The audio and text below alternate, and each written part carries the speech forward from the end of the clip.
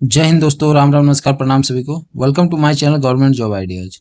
स्वागत है आपका एक नए वीडियो में और एक नए वैकेंसी के साथ। ये वैकेंसी है झारखंड पुलिस की, जो कि है चौकीदार के पद पर भर्ती। और इससे पहले भी 2-3 जिलों का चौकीदार भर्ती का विज्ञापन निकल चुका है, जैसे जामताड़ा हुआ, गढ़वा हुआ, साहिबगंज हुआ। और अब ये नेक्स्ट जो है दुमका दुमका के लिए चौकीदार के पद पे भर्ती निकला है, जिसमें टोटल पद है 362। ठीक है, पद का नाम क्या है? चौकीदार। तो चलिए आगे देखते हैं इसमें कि क्या इसका सिलेक्शन प्रोसेस है, कितनी वैकेंसियां है और कौन इसमें अप्लाई कर सकते हैं, और इसका वेतनमान वगैरह क्या क्या है। तो सारी चीज़ों के बारे में आगे वीडियो में मिलेगा आपको। तो चलिए वीडियो को शुरू करने से पहले जो भी नए व्यूअर्स है, चैनल को सब्सक्राइब कर लीजिए, ताकि इसी तरह का इंपॉर्टेंट अपडेट आपको मिलते रहे। और बेल आइकन को प्रेस करना ना भूलें, और वीडियो को लाइक और शेयर जरूर कीजिए। तो चलिए आगे बढ़ते हैं। सबसे पहले देखते हैं, पद का नाम है चौकीदार। इसमें रिक्त पद टोटल कितना है? 362 पदों के लिए वैकेंसी है। और इसमें देखिए सीधी मतलब डायरेक्ट रेगुलर भर्ती जो है 294 है, और बैकलॉग का जो भर्ती है 68 है। इसमें रेगुलर में देखिए जनरल के लिए 117, 147 अनुसूचित जनजाति के लिए, अनुसूचित जाति के लिए 0 है, और आर्थिक कमजोर वर्ग के लिए 30 है। टोटल 294 पदों पर। और बैकलॉग भर्ती है जो सिर्फ अनुसूचित जनजाति के लिए है, 68 पदों पर। ठीक है, इसका जो है आपको ऑफिशियल देखिए dumka.nic.in पे आपको मिल जाएगा। चलिए इसमें आरक्षण देख लेते हैं, किसको क्या आरक्षण है। ठीक है, 2% का आरक्षण जो खेलकूद कोटा वाले हैं। 4% का जो आरक्षण है वो जो दिव्यांगजन, ठीक है, फिजिकली हैंडीकैप के लिए है। और अनुसूचित जनजाति के जो है आरक्षित कोटे में से भी 2% क्षैतिज रूप से आदिम जनजाति जो है उसको आरक्षण है। और इसमें देखिए आगे महिलाओं के लिए जो है आरक्षण 5% का रखा गया है। अब इसका तो जो एलिजिबिलिटी देख लेते हैं। ठीक है, आपको इसमें न्यूनतम जो शैक्षणिक योग्यता है वो आपकी 10वीं कक्षा उत्तीर्ण होना चाहिए। उसके बाद देखिए ये अभ्यर्थी जो है कैंडिडेट को बीट क्षेत्र का देखिए सबसे मेन चीज जो है आपका स्थानीय निवासी होना अनिवार्य होगा। ठीक है, जिस बीट में आपका जो रिक्त पद है और जिसके विरुद्ध आप आवेदन कर रहे हैं, आपको उसी जगह का स्थायी निवासी होना अनिवार्य है। और तीसरा पॉइंट जो मेन है, अभ्यर्थी को साइकिल चलाने का ज्ञान आवश्यक होगा। ठीक है, अब इसका जो एज लिमिट देख लेते हैं, उम्र सीमा का जो गणना है आपको 18/7/2024 के हिसाब से होगा। ठीक है, 18 जुलाई 2024 तक। इसमें देखिए जो न्यूनतम उम्र सीमा है आपका 18 वर्ष है, और मैक्सिमम जो है जनरल कैटेगरी 35 वर्ष है। पिछड़ा और अत्यंत बीसी और ईबीसी के लिए 37 वर्ष है। महिला, जो महिला है अनारक्षित हो, मतलब जनरल कैटेगरी हो, बीसी हो, ईबीसी हो, सबके लिए 38 वर्ष, 3 वर्ष का इसको छूट है। अनुसूचित जनजाति और अनुसूचित जाति एससी एसटी के लिए, चाहे पुरुष हो या महिला हो, उसके लिए 40 वर्ष है। और जो ईडब्ल्यूएस आर्थिक रूप से जो कमजोर वर्ग है उसके लिए 35 वर्ष। उसके बाद देख लेते हैं जो एक्स सर्विसमैन है उसको 5 वर्ष का और छूट दिया जाएगा। ठीक है, और सभी श्रेणी के जो दिव्यांगजन है, फिजिकली हैंडिकैप्ड, उसके लिए 10 वर्ष का और ज्यादा छूट अनुमान्य है। आगे इसमें देख लेते हैं नियुक्ति प्रक्रिया, जो सिलेक्शन प्रोसेस है वो क्या है। इसमें लिखित परीक्षा आपको देखिए 50 अंकों की ली जाएगी, और इसमें जिला संबंधित ज्ञान होना आपका जरूरी है। भाषा में आपका क्या है? हिंदी, अंग्रेजी, संस्कृत। और स्थानीय भाषा में क्या है? खड़िया है, खोट्टा है, नागपुरी है, और पंच परगनिया है, मुंडारी है, हो है, संथाली, कुड़ुक, कुरमाली, बंगला, उर्दू, उड़िया, किसी भी एक चीज से प्रश्न पूछे जाएंगे। ठीक है, और इसमें आपको न्यूनतम कम से कम 30% अंक लाना अनिवार्य होगा। और परीक्षा का जो टाइमिंग है आपका 90 मिनट का है। ठीक है, और जिसमें आपको सामान्य ज्ञान और भाषा, स्थानीय भाषा दोनों से संबंधित 50 इसमें बहुविकल्पीय प्रश्न पूछा जाएगा। ठीक है, और इसमें गलत उत्तर के लिए कोई भी अंक नहीं काटा जाएगा।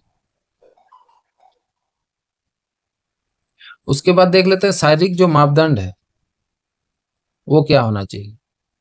सामान्य श्रेणी जो जनरल कैटेगरी है और आर्थिक कमजोर वर्ग के लिए 160 सेंटीमीटर आपका हाइट होना चाहिए। बीसी और ईबीसी के लिए, पिछड़ा वर्ग और अत्यंत पिछड़ा वर्ग के लिए 160 सेंटीमीटर। अनुसूचित जाति और जनजाति के लिए, मतलब एससी एसटी के लिए 155 सेंटीमीटर होना चाहिए, और महिलाओं के लिए 148 सेंटीमीटर होना चाहिए। उसके बाद देखिए शारीरिक जांच, लिखित परीक्षा में उत्तीर्ण एवं शारीरिक माप में अंकित न्यूनतम शारीरिक मापधारी अभ्यर्थी ही शारीरिक जांच में भाग लेंगे, समझे। और इसके बाद देखिए सभी अभ्यर्थी को 1 मील के दौड़ में भाग लेंगे, मतलब 1 मील का दौड़ मतलब 1600 मीटर के दौड़ में आपको भाग लेना पड़ेगा। उसके बाद देख लेते हैं 1 मील का जो दौड़ है, मतलब 1600 मीटर का दौड़ में पुरुषों के लिए क्या है, 5 मिनट या उससे पहले अगर आते हैं तो आपको 20 अंक मिलेगा। और 5 मिनट या उसके बाद आते हैं, 5 मिनट या उसके बाद 6 मिनट तक ही, उसके बाद जाएंगे तो आप मतलब आपका कैंसिल हो जाएगा। 5 से 6 मिनट के बीच में आइएगा तो 10 अंक मिलेगा। उसके बाद महिलाओं के लिए देख लेते हैं, 8 मिनट या पहले अगर आते हैं तो 20 अंक, और 8 मिनट से 10 मिनट तक के लिए 10 अंक मिलेगा। सफल उम्मीदवारों का जो है 1-3 के हिसाब से मतलब तैयार किया जाएगा सूची। मेधा सूची आपका देखिए, मेरिट लिस्ट कैसे बनेगा, लिखित परीक्षा में सबसे पहले आपका जो प्राप्त अंक होगा, उसका शारीरिक जांच में जो प्राप्त अंक होगा, उसके बाद कार्यानुभव मतलब एक्सपीरियंस में जो प्राप्त अंक है, उसके आधार पर आपका मेरिट लिस्ट तैयार किया जाएगा। उसके बाद देखिए आपका जो है चिकित्सा परीक्षण होगा, मेडिकल जांच। नियुक्ति से पहले जितने भी सफल अभ्यर्थी है उसका स्वास्थ्य का जांच किया जाएगा, और इसके लिए सरकारी सेवक के रूप में मतलब आपका जो आवश्यक शारीरिक और मानसिक स्वास्थ्य मापदंड होना चाहिए वो जरूरी है। उसके योग्य नहीं पाने पर आपको मतलब योग्य पाने पर ही आपका नियुक्ति किया जाएगा। उसके बाद देखिए जो परिवीक्षा क्या होता है, प्रोबेशन पीरियड।